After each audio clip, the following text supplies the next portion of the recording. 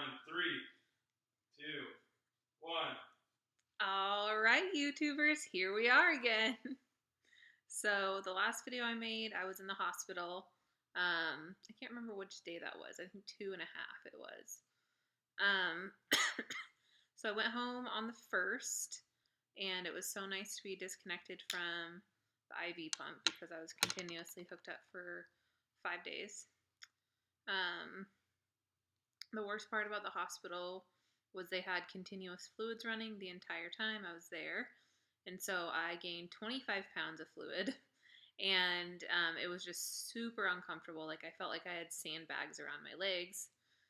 And then, in addition to that, just having gone through weight loss and just psychologically seeing those numbers when I worked so hard for so many months to lose weight, and then it was all gained back in a couple days.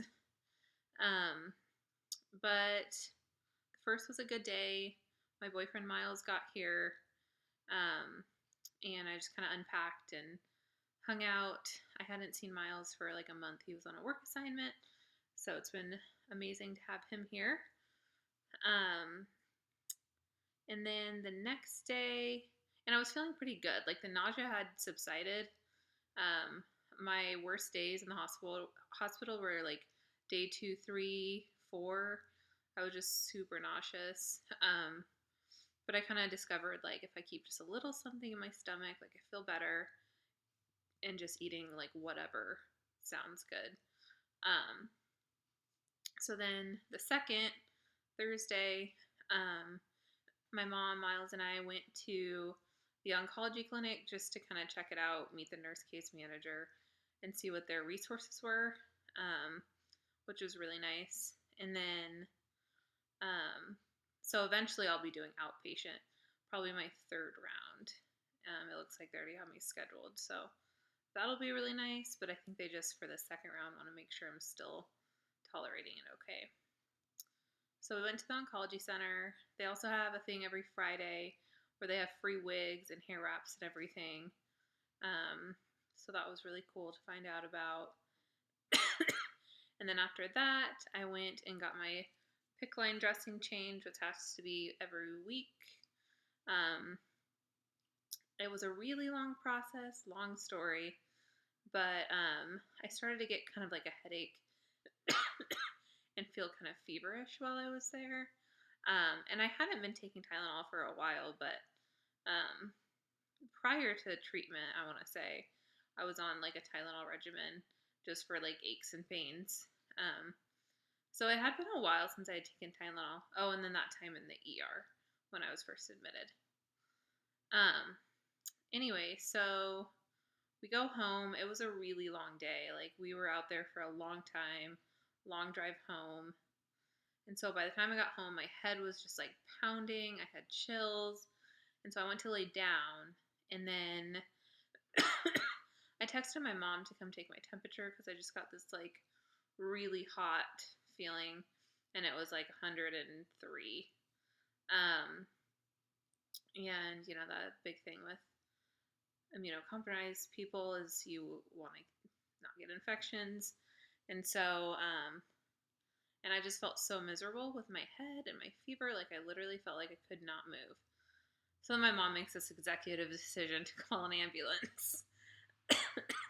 So the EMS guys come, and I was able to walk to the stretcher.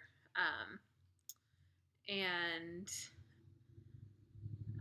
yeah, that's just a whole other story too.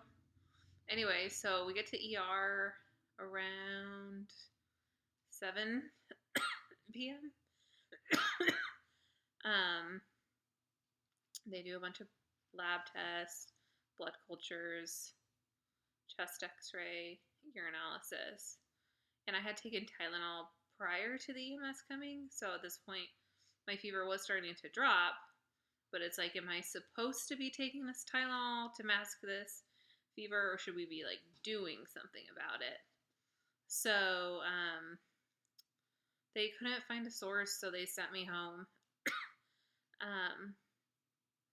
So then I had the worst night of sleep of my life. I was literally up every single hour, just with like throbbing headache, hot, uncomfortable. So then Friday, the 3rd, I just kind of laid around. I had a friend come visit, took a nap. My aunts came over and cooked some meals for us. I was feeling a little bit better like later in the day, so me and Miles sat outside for a little bit, which was nice. And then I've just been feeling really short of breath, so the night before we kind of made the decision that like on the 4th we would call the urgent care nurse line and see like, okay, so like this fever is like still there. What should we do? So Saturday, 4th in the morning, we called the advice nurse, talked to an ER doctor, and they said come in. And my lung was getting worse, and I feel like it's not any better.